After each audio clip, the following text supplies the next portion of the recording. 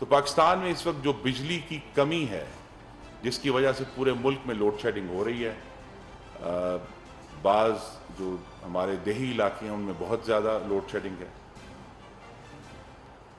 اور اس کی دو وجوہات لیٹسٹ نمبرز جو میرے پاس موجود ہیں۔ پہلی وجہ یہ ہے کہ ایندھن نہ ہونے کی وجہ سے، ایندھن کی عدم دستیابی کے باعث 5739 میگا واٹ کی بجلی بنانے کی صلاحیت بند پڑی۔ میں دوبارہ دہرا دیتا ہوں کہ ایندھن کی عدم دستیابی کے باعث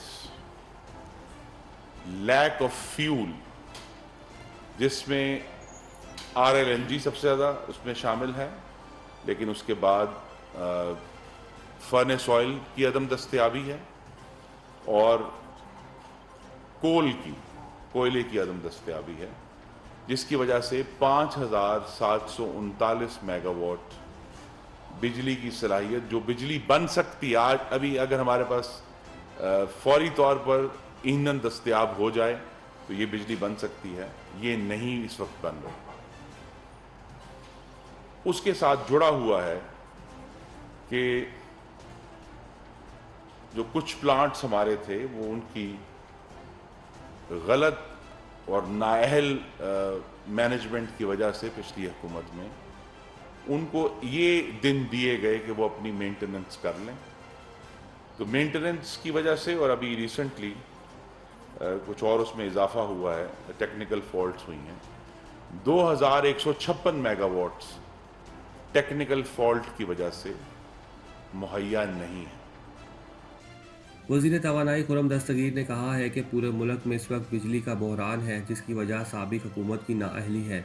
وفاقی وزیر توانائی خرم دستگیر نے اسلام آباد میں پریس کانفرنس کرتے ہوئے کہا کہ سابق حکمرانوں کی غلط پالیسیوں سے آج یہ دن دیکھنا پڑ رہا ہے۔ بجلی کی کمی کے سبب ملک بھر میں لوڈ شیڈنگ ہو رہی ہے۔ ایندھن کی عدم دستیابی کے باعث 5739 میگا واٹ بجلی نہیں بن رہی، 2165 میگا واٹ فنی خرابی کے باعث مہیا نہیں ہے۔ سابق حکومت کی نااہلی کے باعث کچھ پلانٹس بند ہیں۔ خرم دستگیر نے کہا کہ توانائی بحران کی ایک وجہ بجلی کے نظام میں تکنیکی خرابیاں ہیں، چاہتے ہیں فنی خرابیوں کے باعث صورتحال مزید خراب نہ ہو۔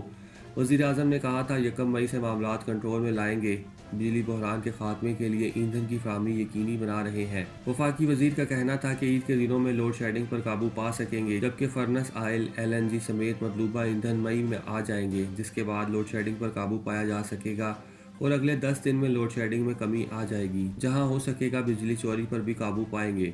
ان کا کہنا تھا کہ اتحادی حکومت پوری توجہ سے مسائل حل کرنے کے لیے کوشاں ہے۔ ہم نے ڈیٹا کی فراہمی کے لیے ہدایت جاری کر دی ہیں۔ پورٹ قاسم پلانٹ پرسوں سے کام شروع کر دے گا۔ درست ڈیٹا کی فراہمی کو یقینی بنایا جائے گا اور روزانہ کی بنیاد پر ڈیٹا فراہم کیا جائے گا۔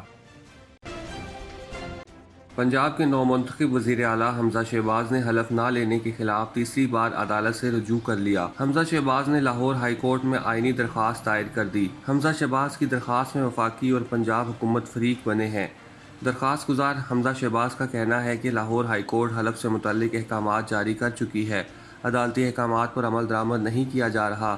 گورنر پنجاب نے ایک بار پھر عدالتی حکم ماننے سے انکار کر دیا ہے۔ عدالت سے استدعا کی گئی ہے کہ لاہور ہائی کورٹ حمزہ شہباز سے حلف لینے کے لیے نمائندہ مقرر کرے۔ یاد رہے 2 روز قبل لاہور ہائی کورٹ نے حمزہ شہباز کی درخواست پر فیصلہ سناتے ہوئے کہا تھا کہ 28 اپریل تک گورنر خود یا کسی نمائندے کے ذریعے حلف لیں۔ حلف میں تاخیر آئین کے خلاف ہے۔ فیصلے میں کہا گیا تھا کہ گورنر پنجاب پابند ہے کہ وہ قانون کے مطابق حلف لیں۔ آئین کے تحت صدر اور گورنر پنجاب اپنے حلف کی پاسداری کے پابند ہیں۔ پنجاب 25 دن کے بغیر وزیر اعلیٰ کے چل رہا ہے۔ اس وقت عثمان بزدار وزیر اعلیٰ کی ذمہ داری نبھا رہے ہیں۔ گزشتہ روز مسجد نبوی صلی اللہ علیہ وآلہ وسلم میں وزیر اعظم شہباز شریف کے وفد پر نعرے بازی کرنے پر مولانا طارق جمیل کا مذمتی بیان سامنے آ گیا ہے۔ معروف عالم دین مولانا طارق جمیل نے ٹویٹر پیغام میں کہا کہ آج مسجد نبوی صلی اللہ علیہ وآلہ وسلم میں احتجاج کی صورت میں جو حرم شریف کی پامالی کی گئی یہ بالکل اسلام میں درست نہیں ہے، اس کی جتنی بھی مذمت کی جائے کم ہے۔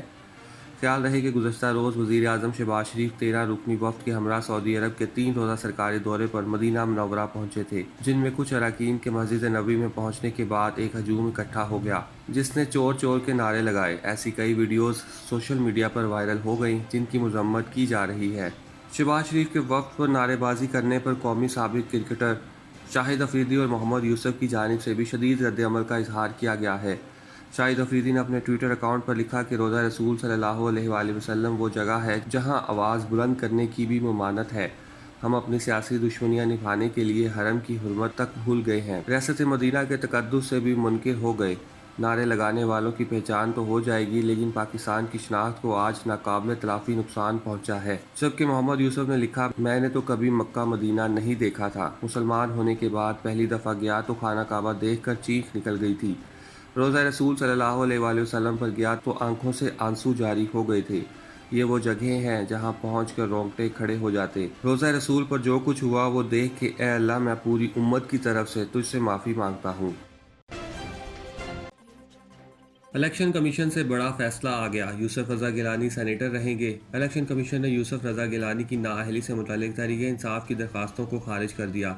یوسف رضا گیلانی کے خلاف براہ راست کوئی شواہد نہ ہونے پر درخواستیں خارج کی گئیں۔ کمیشن نے علی حیدر گیلانی، فہیم خان اور کیپٹن جمیل کے خلاف کرپٹ پریکٹس کے تحت کارروائی کرتے ہوئے علی حیدر گیلانی کے خلاف مقدمہ درج کرنے کا حکم دے دیا۔ الیکشن کمیشن نے علی حیدر گیلانی، فہیم خان اور کیپٹن جمیل کے خلاف کرپٹ پریکٹس کے تحت کارروائی کرنے کا حکم دیا ہے۔ کرپٹ پریکٹس کی سزا 3 سال قید، 1 لاکھ جرمانہ یا دونوں ہو سکتے ہیں۔ چیف الیکشن کمشنر کا کہنا ہے کہ یوسف رضا گیلانی کے خلاف براہ راست کوئی شواہد نہیں، اس کیس کے بارے میں حقائق ٹھیک پیش نہیں کیے گئے، کیس سے متعلق حقائق سامنے رکھنا چاہتا ہوں۔ چیف الیکشن کمشنر نے کہا کہ الیکشن کمیشن نے کیس کی 20 سماعتیں کی، درخواست گزاروں کی جانب سے 12 بار التوا کی درخواستیں دائر کی گئیں۔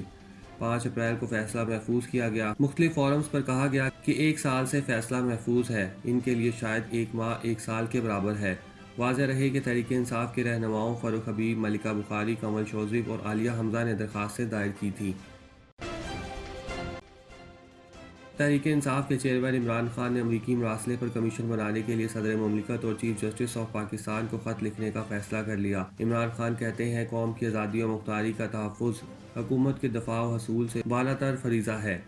مقامی غداروں نے قوم کو سامراج کے چنگل میں جکڑنے کی قیمت حکومت کی صورت میں وصول کی۔ عمران خان کا کہنا ہے کہ دونوں اہم ریاستی شخصیات سے امریکہ سے پاکستانی سفیر کے مراسلے اور اس کے مندرجات کی روشنی میں اب تک کی کارروائی کے بارے میں پوچھا جائے گا۔ باضابطہ ملاقات میں ہمارے سفیر کو دی جانے والی دھمکی شرمناک اور سفارتی آداب کے یکسر منافی ہے۔ مہذب دنیا میں ایسے تکبرانہ طرز عمل اور سفارتی بد اخلاقی کی کوئی گنجائش نہیں۔ عوام بیرونی سازش کی شکل میں پاکستان کے اندرونی سیاسی معاملات میں مداخلت پر بے حد رنجیدہ اور ناراض ہے۔ عوامی رد عمل کی شدت کی پیش نظر حقیقی آزادی مارچ کی تاریخ کا اعلان زیادہ دیر تک روکنا ممکن نہیں۔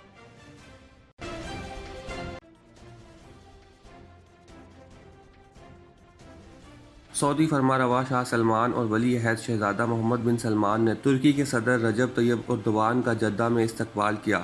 سعودی خبر رساں ایجنسی کے مطابق سعودی فرمانروا نے صدر اردوان اور ان کے وفد کا استقبال کیا، جبکہ ترک صدر نے مملکت کے دورے اور سعودی فرمانروا اور ولی عہد سے ملاقات پر خوشی کا اظہار کیا۔ ترک صدر کے اعزاز میں استقبالیے اور عشائیے کا اہتمام بھی کیا گیا ہے، جس میں دونوں ممالک کے اعلیٰ حکام شریک ہوئے۔ خیال رہے کہ ترک صدر رجب طیب اردوان کا 2017 کے بعد سعودی عرب کا یہ پہلا دورہ ہے۔ جدہ میں ان کا استقبال مکہ کے گورنر شہزادہ خالد الفیصل نے کیا تھا۔ ترکی کی جانب سے بیان کے مطابق اس دورے کے دوران ترکی اور سعودی عرب کے درمیان تعلقات کے تمام اہم پہلوؤں کا جائزہ لیا جائے گا اور تعلقات کو فروغ دینے پر بات ہوگی۔ دو طرفہ روابط کے علاوہ علاقائی اور عالمی مسائل پر بھی تبادلہ خیال ہوگا۔ ترک صدر اردوان سعودی عرب سمیت خطے کے دیگر ممالک کے ساتھ اپنے روابط بہتر بنانے کی کوشش کر رہے ہیں۔ دوسری جانب صدر اردوان کو اپنے ملک میں معیشت سمیت کئی طرح کے چیلنجز کا سامنا ہے۔ صدر اردوان نے کہا کہ میرا یہ دورہ اس بات کی علامت ہے کہ دو برادر ممالک باہمی تعاون کے ایک نئے دور میں داخل ہو رہے ہیں۔